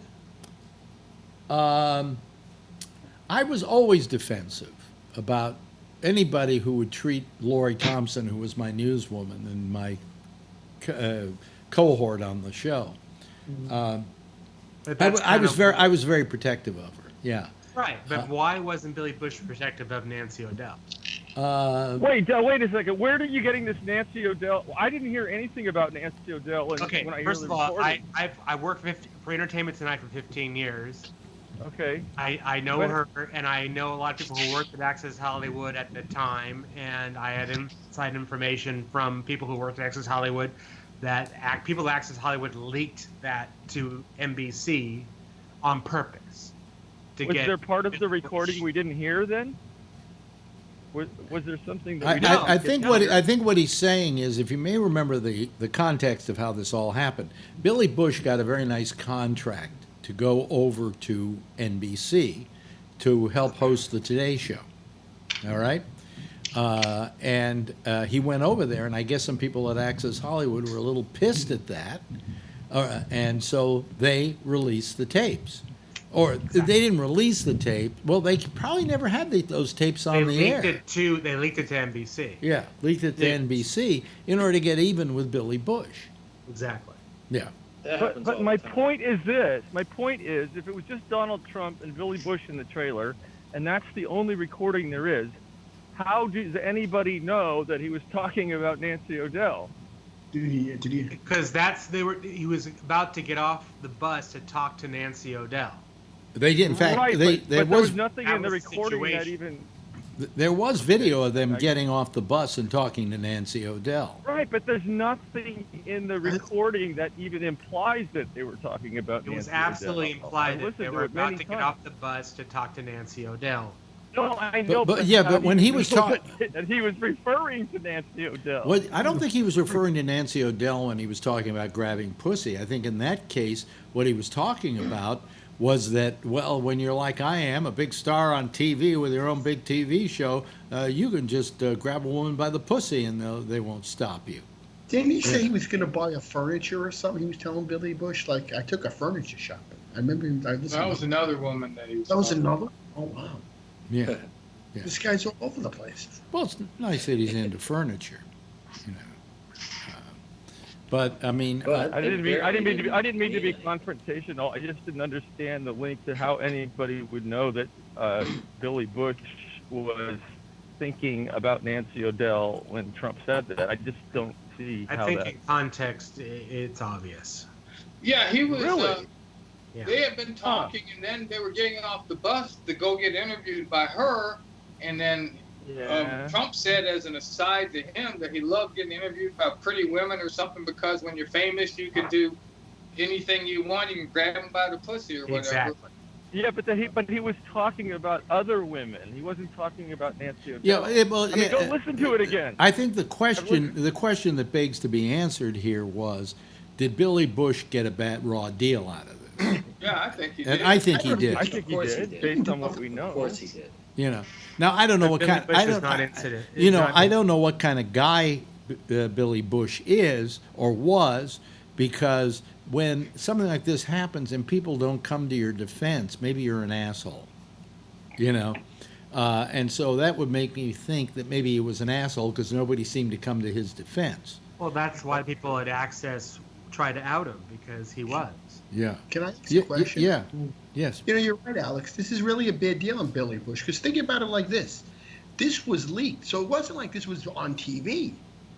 So basically, really, what was Billy Bush supposed to say if you were in his situation, Alex, and this never aired on TV?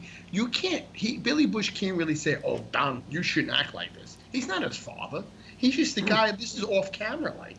Yeah. You know, I'm not there to keep this. All I'm saying is that I don't, as a person who is in this business, who has done this, been involved in you know, getting people onto my show and making them happy about getting ready to be on my show, I understood fully why he was not telling Billy Bush telling Donald Trump, Donald, that's not right, that's insensitive, you shouldn't say things like that.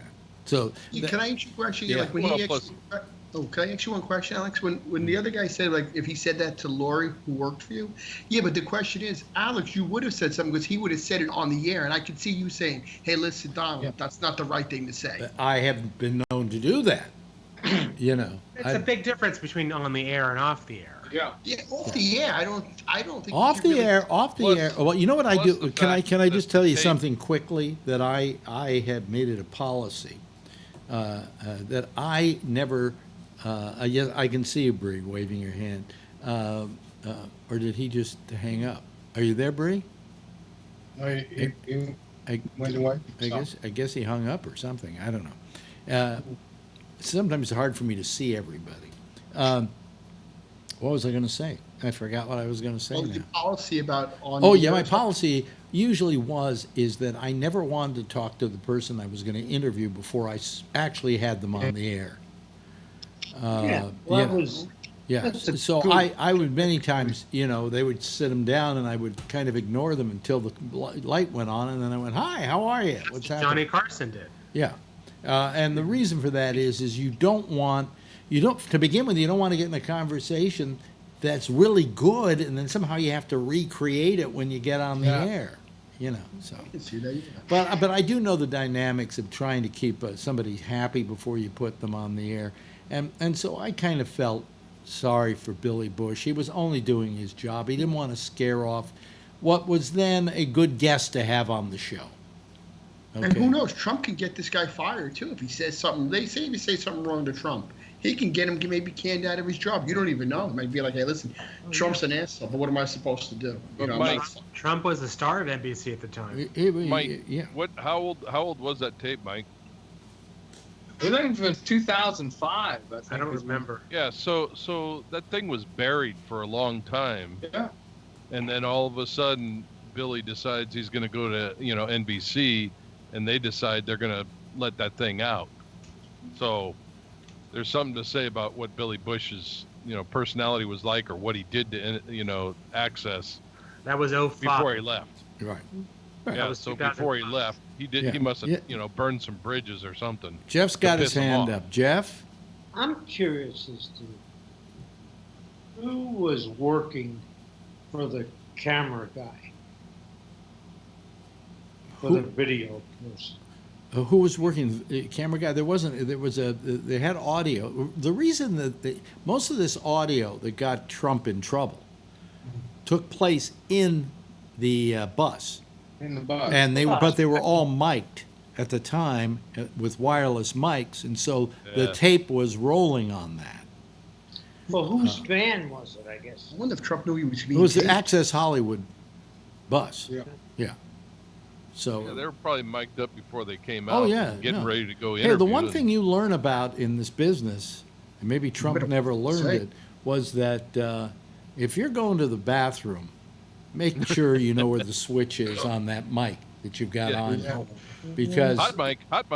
No, because they can hear everything's going on, and I always learned where that switch was. I always had it. Hey, I'm going to the bathroom, and a click. You're not going to hear me take a leak, Ray's had his hand up for a while. Yes, Ray. Oh no, I was just gonna say, I've been through that a lot with those mics, and if the person running the board doesn't turn off your mic, like Alex said, they can hear you taking a shit. They can hear you swearing backstage. They can also get even with you. Yeah, they can, and I've known people to do that. And that's what they did with Billy Bush, Yeah. Anyway, the theme is on now. By the way, I don't know what happened to Bree. He suddenly said goodbye, and I guess it was because sometimes I can't see everybody raising their hand, so I have to apologize. I think he might have been waving goodbye. Oh, okay. Anyway, but we left him there anyway, so that you can see him over there. There he is, right there. Anyway, hey, listen, thank you everybody. Thank you, Ray, for taking your evening stroll with us. Jeff, great having you here. Of course, Charlie, always a pleasure. Tony, good having you here as usual. Kevin, always fun having you on the program. Mike, you can call more often. I won't hold it against you. And of course, Bree, who left us far too early. It sounds like he died or something like that. Anyway, that's it for now, ladies and gentlemen. Everybody, why don't you give a big wave goodbye to the audience out there, and I'll wave back. Okay, there we go.